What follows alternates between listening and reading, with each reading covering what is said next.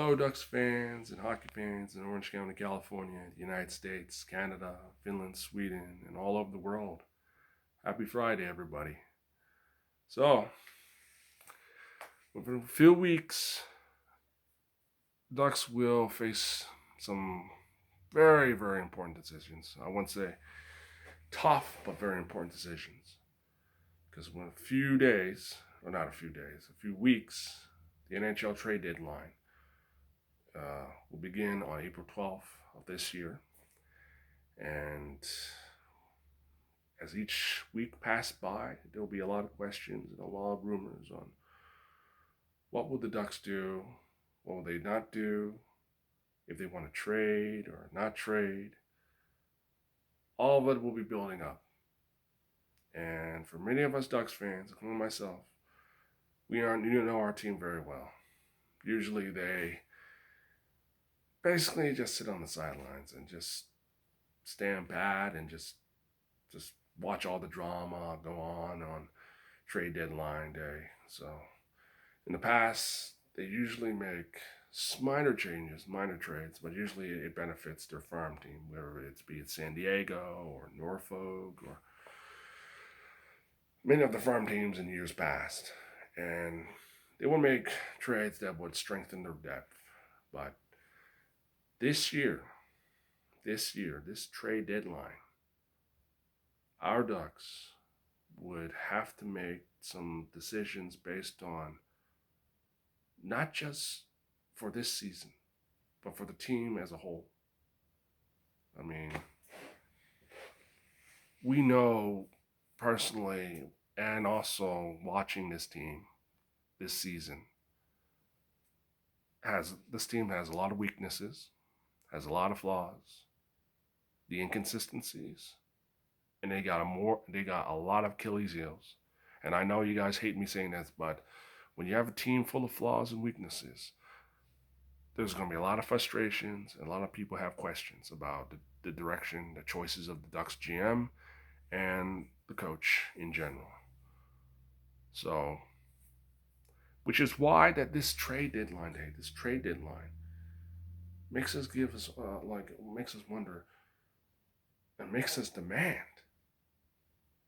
the need for change, the need for new faces. Because yeah, I know that the Ducks don't make blockbuster trades, like rarely. I mean, the last three was the Solani trade, the Pronger trade, and the Kessler trade. The Jaguar trade was basically a blessing in disguise because the Ducks got a quality goalie that was given a second chance. So, reason being is that you look at the standings. I mean, the Honda West Division, the Ducks are 8th place in the Honda West Division. Dead last. Okay? We expect more from this team, but when the Ducks are in a process of rebuild and rejuvenation, and they're going through a phase that like all sports team does in Major League Baseball, the NFL, Premier League Soccer, and NFL and basketball, you name it. It tests the patience of many, including all Ducks fans and including myself. You know, people are ready to vent. So, at the 8th place in the Honda West Division, dead last, okay? Unacceptable. 26th place in the league overall, which is basically not good. This is pitiful, very pitiful, very, I want to put it this way, very, very annoying, because we know our team can do better with the talent and with the youth within the ranks. I mean, are the Ducks good? Yes, they're good, but they're not that good. They're not that good. They have a lot of raw potential to be great and to be magnificent and to be a strong team in years to come. Which is why it comes down to this year's trade deadline. I mean, will they or won't they? as I said before. And looking at the fourth period, the website, if many of you guys know what the fourth period website is, I'll leave a link down below. It lists a lot. It lists like 3 or 4 of our players, and on the trade watch of 2021. Rickard Rakell, Adam Henrique, Hampus Lindholm, and Danton Heinen.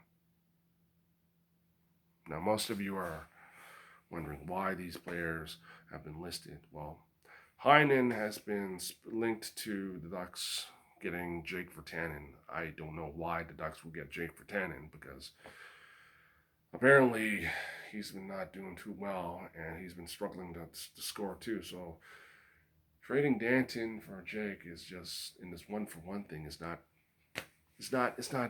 doesn't make sense. But then again, with all the frustration and concerns, the Ducks need a shakeup that would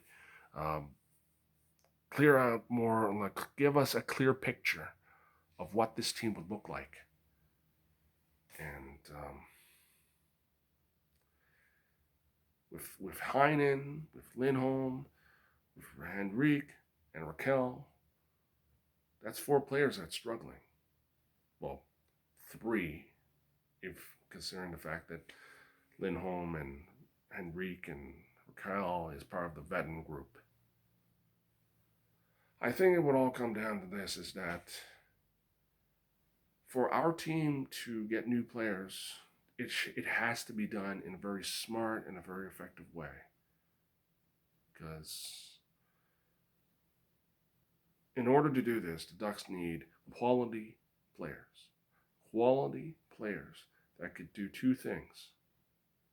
1, help enhance in the development of the youth within the Ducks rank and file, be it the roster or the minor league and the farm team in San Diego, which is basically in Irvine temporarily.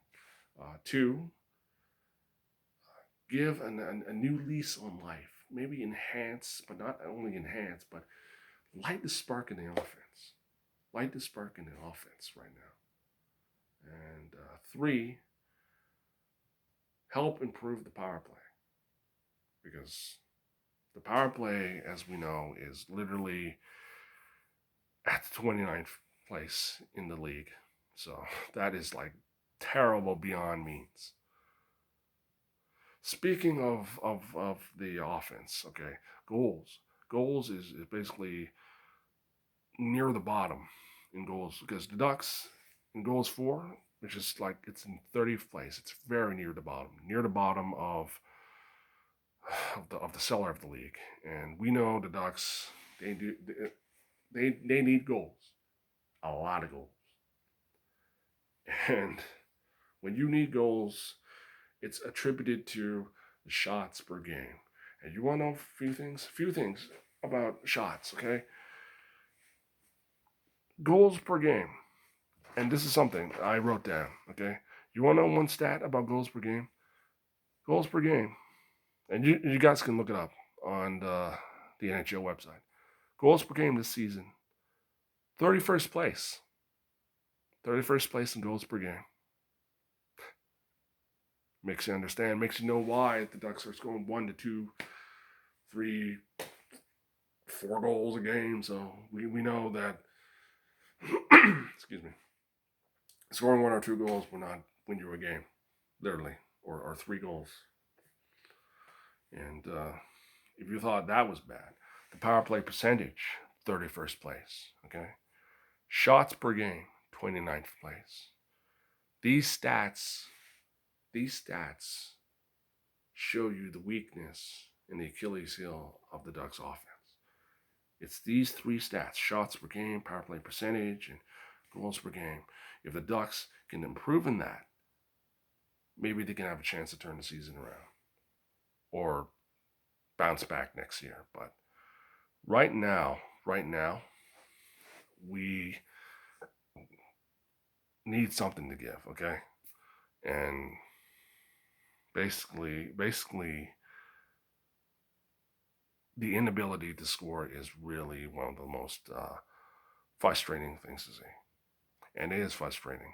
when you have a veteran group of Raquel, Henrique, and Lindholm, Silverberg, and Brandt, and not scoring, it leads to a lot of questions. And one more thing I gotta say, and that is that the news of Hampus Lindholm will be out for 6 weeks with lacerated wrist.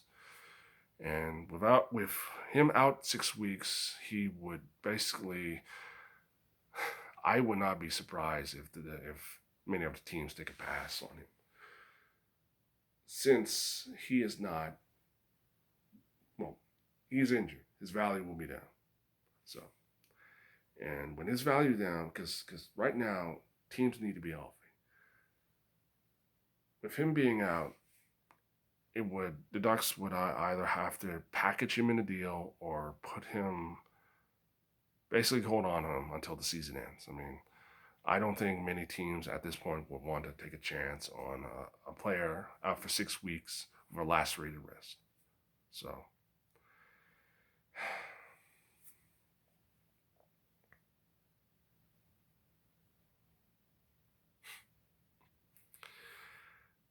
my personal opinion is this, and I really feel that what the Ducks should do and what they need is a quality player that wants to stick around.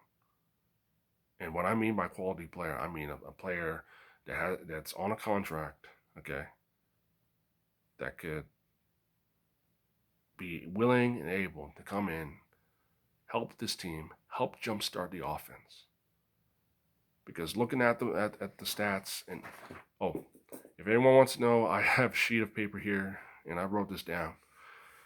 It's basically, we're dead last in basically the stat in shots per game, power play percentage, goals per game.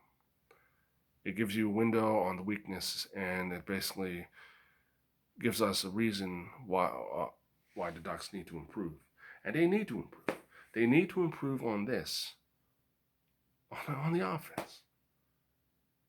And don't give me a reason to say or telling me like, Moose, what about the defense? What about the blue line? Yes, we do need some defense. We do need a whole revamp, reforms right across the board in regards to the forwards, the offense, and the defense, be it offensive and defensive defensemen. I mean, it's very clear to me that with all that's going on, and we can change the players, which is good, but we got to look at changing the GM and the coach in the off season. But right now, we got to focus on basically, and ask yourself this: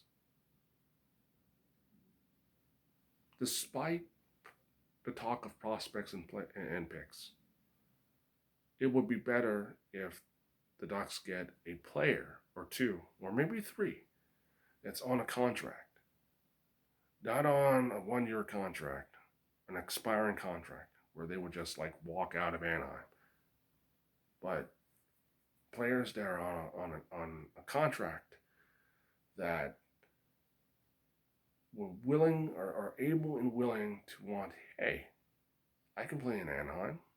I like it here. I mean, when was the last time when we had a player that played for the Ducks, was traded at the trade deadline, and really wanted to be here? Really want to be here. So it comes down to finding these quality players. Because I'm sick and tired of basically having Bob Murray trade for players that are on expiring contracts, these rentals, and they just like walk away. I'm just so sick of it. And the Ducks need to look for these kinds of players because they can help with getting the offense done, getting the offense being jump-started, being awakened, getting that fighting spirit that we see the team is missing. And we see it each night, each game. They have that spark of offense, and they have the spark of defense. Then a few games are like listless. And the 8-game losing streak skid is one of the reasons I believe personally the Ducks front office and Bob Murray should focus on. And they should focus on playing hardball, having demands, and asking for a lot of return. Because as much as I have no faith in Bob, I hope that God he literally asks for a big, for not a big, but a good return. Because the last thing we want is, or the last thing I want, is to see prospects and draft picks. I mean, I would love to see a quality player come back. You know, call a quality player that could want to come in, want to play for the Ducks, want to basically want to help the team. I mean, that's my personal belief. And I know many of you have a realistic outlook or don't expect much, but you know, our Ducks need more than just prospects and draft picks. They need quality players. I would be personally very happy if the Ducks get a quality player, get a prospect, and a draft pick. But who knows? Who knows? Right now, as much as many of you like debate on whether or not to trade Raquel, trade Henrique, trade Heinen, trade Lindholm, Grant, Silverberg, it's all going to come down to one thing, and that is what is good for the team. What is good for the team, what is good for the entire team as a whole. I know that most of us really, I wouldn't say most of us Ducks fans are clinging to our team because it's, and I'll be the first one to say it, it's very rare for the Ducks to make blockbuster trades. I mean, the last blockbuster trade was in, oh my gosh, years ago, getting Ryan Kessler. But it's all going to come down to trading smart, being smart, and being very strategic. Because that's what the Ducks need to do. Being smart and being very, very strategic. Because I'll be not surprised if the Ducks trade Raquel, trade Henrique, Lindholm, or Heinen. Maybe add a little Derek Rand in there, but hey, look, I'm open for debate. I'm open for many of us to have this honest debate. Because to be honest with you, the Ducks are in a rebuild and rejuvenation mode. And this trade deadline can be the start of something new, a renewal, a renaissance. And it will all come down to who the Ducks will get, which team is interested, and how will this affect the team in the long run? What is the future? That's the main thing. Because right now, because I see, and the Ducks, they were open for business, open, becoming sellers, looking at who they can get in return for Raquel, for Henrique, for Lindholm, and Heinen, and a few others. I don't see this team being in an overhaul because the Ducks have basically young guys from Larson to Comtois to Steele to Terry to the Z-Man, Trevor Zegras, who's hopefully, cross your fingers, get his first goal. And all we're going to do is hope for this team can turn things around. We know the Ducks have historically been slow starters. We know it very well. We know it very well because we can be very frustrated, trust me. I'm bald because of all the stress they gave me. So, come deadline day, we should not anticipate something. We should not. We should be. We should not be surprised to be or at what the Ducks will do. We know that it will come down to these decisions, and it will come down to these decisions on what is best for this team. The Ducks know this. The players know this. All of us know this very well. And as we look forward to each game for the Ducks to snap out of this 8-game losing streak, hopefully,